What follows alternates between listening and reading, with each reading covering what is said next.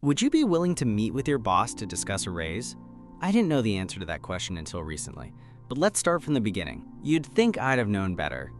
I mean, who goes into their boss's office at 6:45 p.m. on a Friday to talk money? But that was me. Jake Miller, 27, overworked, underpaid, and about 3 bad days away from snapping like a dry pencil. It had been building for months. I was technically a junior marketing analyst at a mid-size ad agency in Chicago, but in reality, I was everyone's problem solver. Late decks, I fixed them. Presentation snafus, I covered them. Client tantrums, guess who smoothed them over? But despite carrying more than my share, my paycheck hadn't changed in over a year. Rent had, so had gas, and my will to live. So that Friday, when the office was practically empty and the only sounds were the distant hum of the janitor's vacuum, I found myself standing outside my boss's door, rehearsing the sentence in my head like a bad actor. "Hey, Nathan, got a second to chat?" He looked up from his screen, surprised. His sleeves were rolled up, tie loosened, that always too crisp white shirt, slightly wrinkled from a long day. Nathan Rhodes was in his early 40s, tall, built like he actually used the gym membership our company paid for, and had the kind of dry smile that made people nervous. He wasn't cruel, just sharp. You always felt like he saw through the bullshit before you even said it. "Sure," he said, leaning back in his chair. "Close the door?" I did, and when I turned around, that little grin of his was already pulling at the corner of his mouth. "I don't think I've ever seen you initiate a conversation in here," he said. "So what's on your mind?" I took a breath, heart pounding. I wanted to talk about my salary. He didn't flinch, just nodded slightly like he'd been expecting it. "I think the work I've been doing lately, especially covering both Melissa's and Ben's accounts, kind of speaks for itself," I continued. "And I was hoping we could revisit my compensation." Nathan's eyes stayed on me for a beat too long. Then he stood up and walked around his desk, leaning against the edge of it, arms crossed. "I agree," he said. I blinked. "You do? You've taken on more than what you were hired for," he said, voice low and even. "And you've done it well. You're fast, thorough, and most importantly, you don't complain." I felt a flicker of relief. Maybe this wasn't going to be as painful as I thought, but, he added, and that single word instantly dropped my stomach into my shoes. "You also know our budget's frozen until Q2. There's no room for raises until April. You know that." I did. He wasn't lying, but I was still disappointed.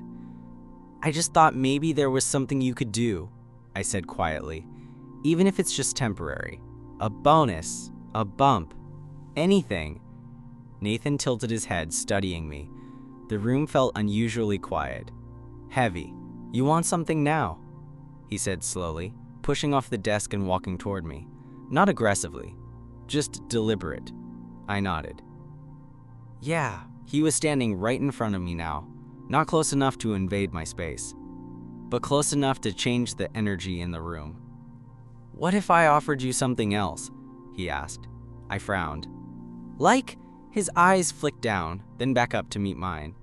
His voice dropped just a little. "Something I think you need more than money right now."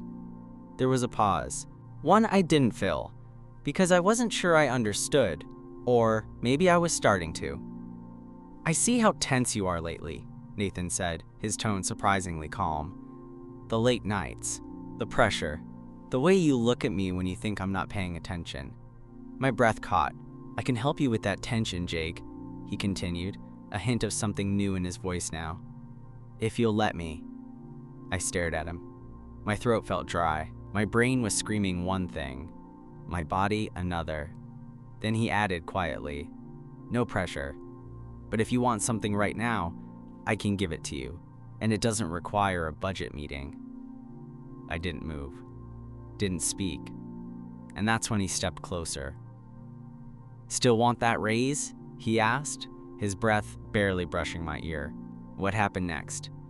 Let's just say I didn't leave the office with a bigger paycheck, but I left with my legs shaking. The office felt smaller suddenly. The hum of the air conditioner, the faint click of the printer down the hall, it all faded behind the thudding of my heart. Nathan stood close, so close I could feel the heat radiating off him. His presence filled the room, and for some reason, it didn't feel threatening. It felt electric. I couldn't look away. I shouldn't be here. I was a grown man, a professional, and yet my body had betrayed me already. Legs stiff, stomach twisting, every nerve firing at the wrong signals. He leaned slightly forward, his hand brushing against the edge of my desk, sending a subtle shock through me. "Relax," he said softly. "You don't have to be tense with me." I swallowed hard. I'm not." "You are," he interrupted, a quiet smile tugging at the corner of his mouth. "And it's okay. I know exactly why." Something about the certainty in his voice made me shiver. My fingers gripped the edge of my chair, knuckles white. He was smiling now, calm, but with an intensity that made me feel like a deer caught in headlights. "I've noticed you," he continued, voice low and deliberate. "Not just the work, Jake. You. The way you stay late, the way you glance at me when you think no one's watching, the way you hold back." I couldn't deny it. I had been watching him, more than I should have. But now, standing here, I wasn't sure I could hold back anything anymore. My chest was tight, my mind racing. And then he moved, just a fraction, close enough that his arm brushed mine. "Would you let me help you unwind?" he asked. And it was a question that didn't really need words. His eyes were dark, unreadable, and I felt myself nod before I even realized it. The second his fingers traced a light line down my shoulder, a shiver ran through me. I bit my lip, trying to contain the sudden rush of heat. His touch wasn't forceful, just deliberate, slow, teasing. It made every nerve in my body hyper-aware, and the rational part of my brain was screaming, "Stop! This is your boss. What the hell are you doing?" But the other part, the part I'd been ignoring for months, was pleading, "Don't stop." He leaned closer, voice soft, almost a whisper. "You've earned this, Jake. More than a raise. You deserve to feel this." Before I could respond, his hand moved lower, brushing the back of my neck, sliding down my chest in a way that made me forget every other thought. My knees went weak, my mouth parted. A small, involuntary sound escaped me, half shock, half anticipation. Nathan didn't pause. He leaned even closer, his lips brushing against my ear. "You like that, don't you?" I could only nod, shivering. My hands gripped the desk so tightly it creaked. Heat pooled low in my stomach, spreading fast. I was supposed to resist. I should resist. But resisting felt impossible. Every rational thought had been hijacked by the overwhelming desire building inside me. "Good," he murmured, his hand pressing with more intent. "Because I'm not stopping. Not until you're moaning my name." My breath hitched. My heart slammed against my ribs. I was acutely aware of every point of contact, every brush of skin. His touch was electric, teasing, precise, and it made me feel things I hadn't allowed myself to feel in years. Then, just like that, he shifted. Closer, more deliberate. The office disappeared around us. All that existed was the pressure of him against me, the heat, the impossible tension that made it feel like the world had narrowed to just us. And as his hand slipped further, exploring, testing boundaries, I couldn't hold back the sound any longer. A low, shaky moan escaped me, raw and unfiltered. The sound seemed to satisfy him. His lips curved into that dangerous, knowing smile. "You asked for a raise," he whispered against my neck. "I'm giving you so much more." And at that moment, I knew nothing would ever feel the same again. I was trembling, half from anticipation, half from disbelief. This was my boss, Nathan Rhodes, the guy whose approval I'd been chasing professionally for months, and now every ounce of tension, every lingering glance had escalated into something dangerously intimate. My rational mind was screaming, "Stop, step back, this is insane." But my body didn't listen. It had its own agenda, Every nerve was alive, every sense heightened. I could feel the heat radiating off him, the faint scent of his cologne, the subtle brush of his fingers against my chest, teasing, testing. I couldn't even think straight, let alone pull away. "You're shaking," he said softly, his lips brushing along my jawline. "Relax. Let me show you how much you've earned this." He wasn't asking. He was telling me, and somehow, the authority in his voice only made everything more intense. My hands, which had been gripping the edge of my desk, started to wander on their own. Tentatively at first, then with more confidence, tracing the line of his torso beneath the perfectly fitted shirt. My pulse was racing, every breath shallow and ragged. Nathan's hand slid along my side, gentle but deliberate. Every inch of skin he touched sparked fire through my veins. He leaned closer, whispering in my ear, "Tell me what you want, Jake. Don't hold back. You deserve this." I swallowed, heat pooling low and spreading fast. My voice trembled when I finally spoke. I don't know." "Shh," he interrupted, pressing a finger to my lips. "You don't need to say a word. Just let me take care of you." And then he did. I felt everything I'd been holding back. The stress, the frustration, the silent longing, all channel through this impossible, overwhelming moment. It was a surrender I hadn't allowed myself in years, and the fact that it was Nathan, my boss, my authority figure, the man I'd looked up to professionally, made it all the more intoxicating. His lips brushed my neck, sending shivers down my spine, while his hand continued its exploration. Every inch of him radiated control, confidence, and that dangerous promise that he could push me past my limits and make me crave more. "I asked for a raise," I whispered, voice shaky. "But this is too much." He chuckled, low and warm, vibrating against my ear. "I told you, Jake, I'm giving you more than money tonight. And you like it. Admit it." I couldn't deny it. My body arched into him instinctively. The pleasure sharp, insistent, and completely consuming. Nathan's grip was firm, confident, and commanding. Every movement was measured to drive me higher, to make me forget everything else.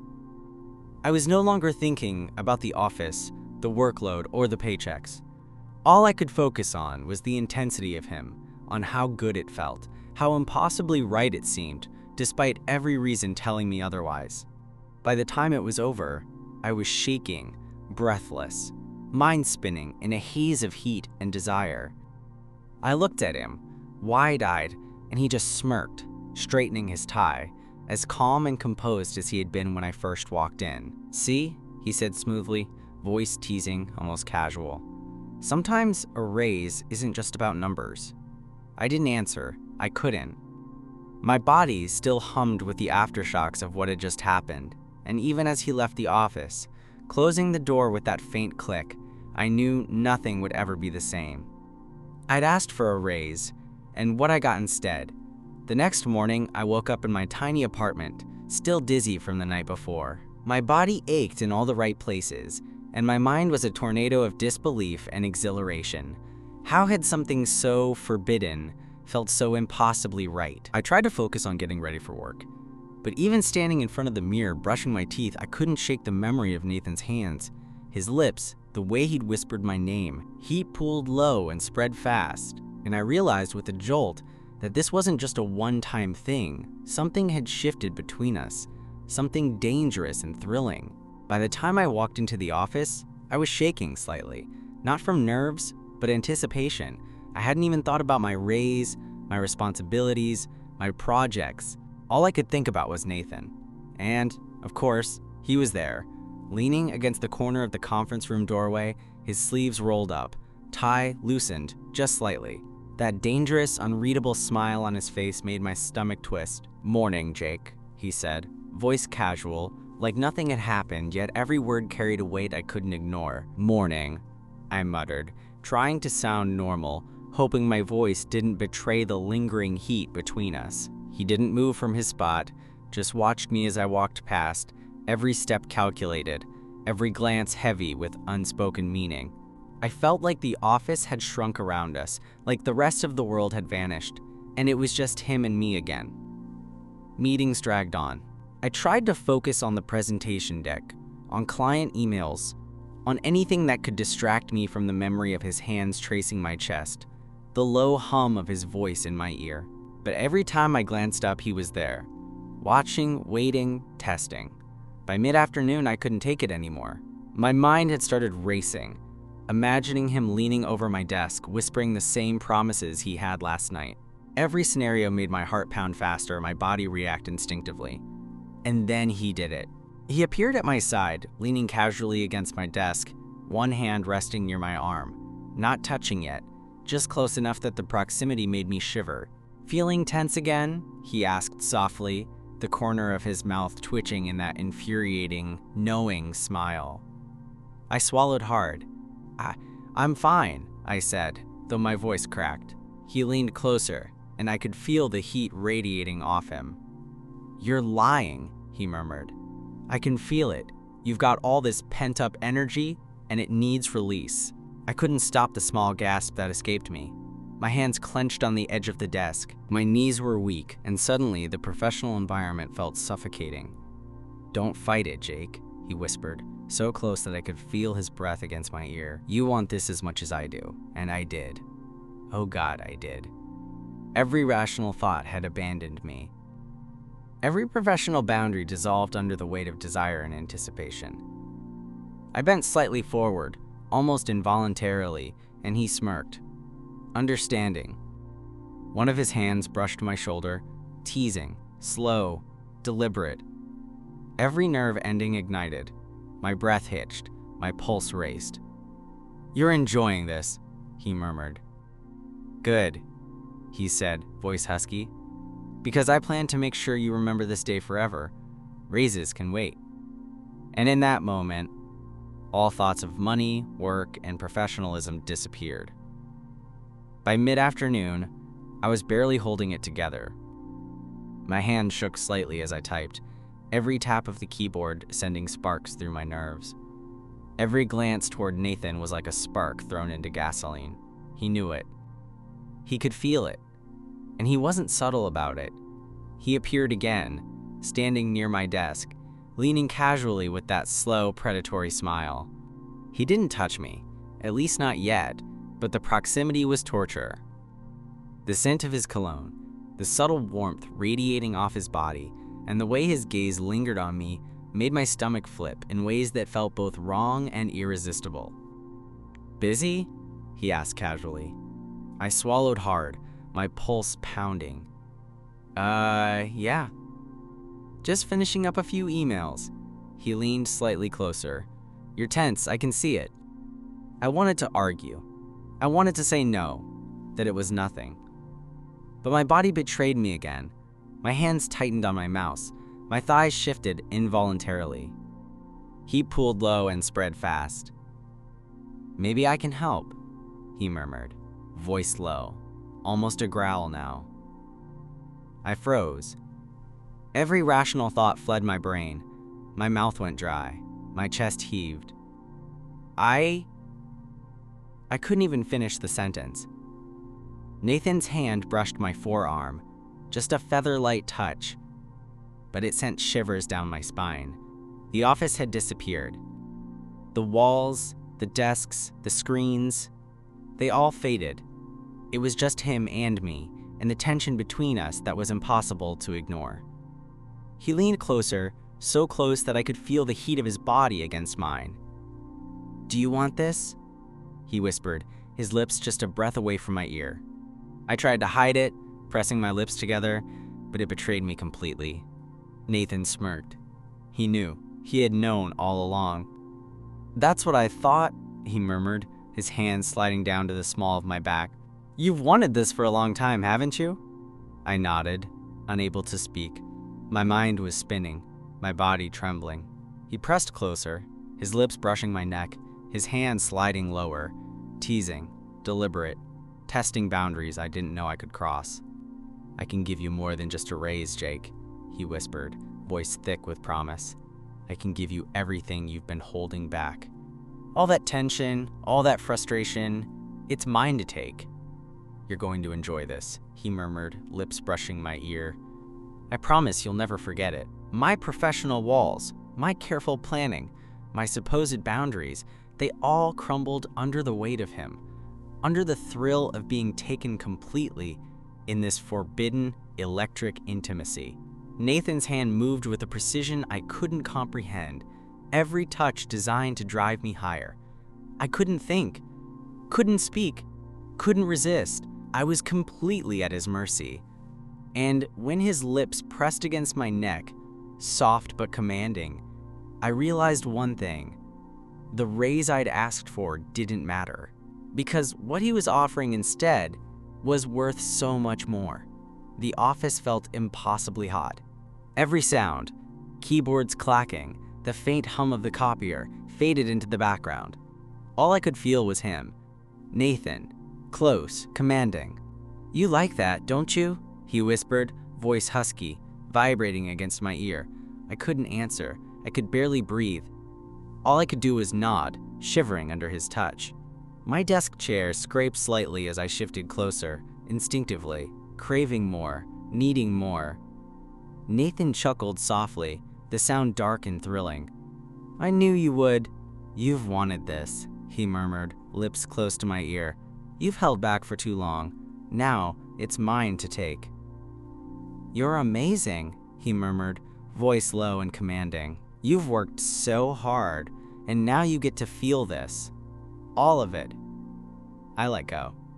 My office, my responsibilities, my paychecks, they all ceased to exist. Nathan's hands and lips moved with deliberate intent, pushing me further, higher, until I couldn't even remember how to think. Every sound, every sensation that escaped me was a testament to the heat, the tension, the impossible pleasure he was giving me. When it was over, the world slowly returned. The faint hum of the copier, the distant click of heels in the hall, it all came back, muted. I leaned back in my chair, shaking, breathless, my mind a haze of disbelief and satisfaction.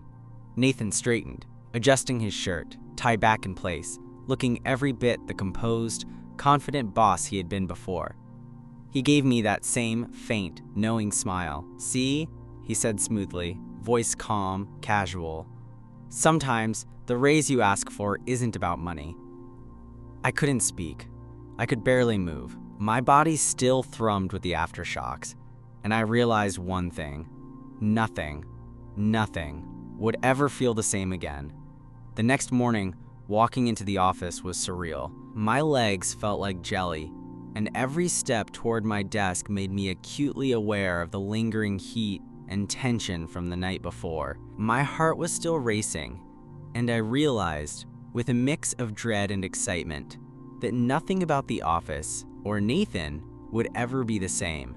Nathan was already there, casually leaning against the edge of his desk, reviewing files like nothing had happened.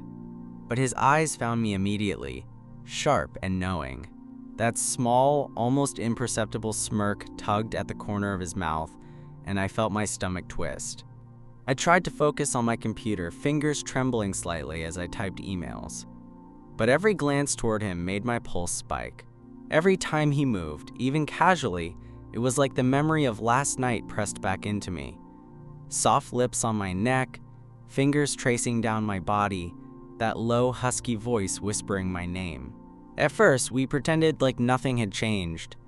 Meetings, calls, and deadlines filled the day, but the tension between us was palpable, impossible to ignore.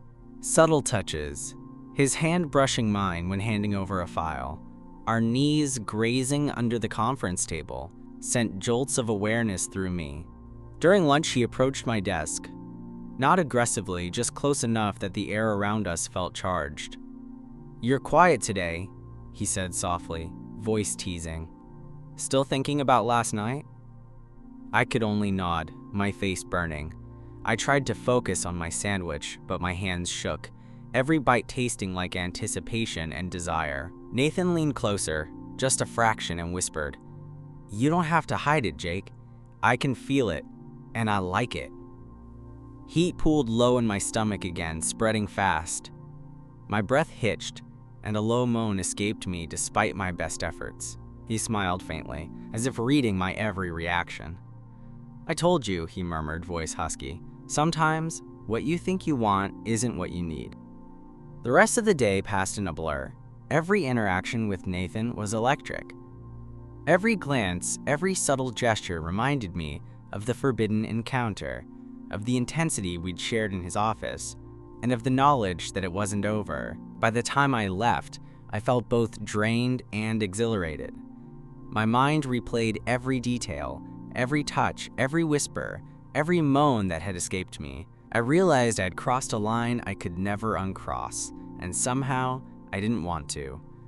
That night, alone in my apartment, I realized that asking for a raise had changed everything. I hadn't just gained an unexpected form of release. I'd stepped into a new world, one where desire and power collided, where pleasure and work intersected in ways I never imagined possible. And the thought of Nathan, that dangerous, commanding man waiting for the next time, made me shiver all over again. By Monday, the office felt like a different place. The air was heavier, charged, and every glance I caught from Nathan reminded me that our secret night hadn't been a one-off. It lingered between us like an invisible thread, tense, thrilling, impossible to ignore. I tried to focus on work, emails, reports, spreadsheets, but my thoughts kept straying. Every step he took, every file he handed me, every subtle smile that lingered too long made my stomach twist. I realized that I'd been living for this tension, craving it, even when I told myself it was unprofessional, insane, impossible. During a client call, he appeared at my desk without knocking, leaning against the corner casually, his eyes dark and unreadable. The corner of his mouth tugged into that dangerous smirk. I couldn't look away. I didn't want to. "You're distracted," he said quietly, voice low enough for only me to hear. I'm fine," I whispered, heart racing, body trembling slightly. He shook his head, slowly, knowingly. "No, you're thinking about last Friday, about me, about us." I swallowed hard. I couldn't deny it. I wanted him again, needed him, and I knew he knew it. Nathan leaned closer, hand brushing mine ever so lightly as he handed over a report. That touch alone made my breath hitch, sending warmth pooling low and spreading fast. Every rational thought I had vanished instantly, replaced by desire, anticipation, and a delicious, dangerous thrill. "After work," he whispered, voice husky, "come by my office." You know what to expect. My pulse spiked. My knees weakened. I nodded slightly, unable to form words. I didn't need to. The look in his eyes said everything. The rest of the day passed in a blur. Every glance, every passing brush of our arms, every small smile from him made it impossible to focus on anything else. By the time the clock struck 5, I was trembling, not from exhaustion, but from anticipation. When I stepped into his office, the blinds already drawn, the room darkened just enough, I knew exactly what was coming. Nathan was there, calm, confident, commanding. The air between us sizzled with tension. "Ready for your raise?" he asked, voice low, teasing. I couldn't help it. A small, involuntary moan escaped me. "That's what I thought," he murmured, closing the distance between us. His hands found me instantly, warm, deliberate, guiding me into a release I'd been craving for months. I lost myself completely, body and mind surrendering to him. The office, the deadlines, the clients, the paychecks ceased to exist. All that mattered was him, the pleasure, the intoxicating, impossible intimacy that had begun with a simple question about a raise. When it was over, I was breathless, trembling, a little dizzy, but completely satisfied. Nathan straightened, tie back in place, shirt crisp, that faint, knowing smirk still there. "See?" he said smoothly. "Sometimes what you ask for isn't what you need, but it's always worth it." I nodded, still catching my breath, still shivering, but smiling despite myself. My raise? I'd forgotten about it. What I had received instead, more intense, more thrilling, more dangerous, was priceless. And deep down, I knew this was only the beginning.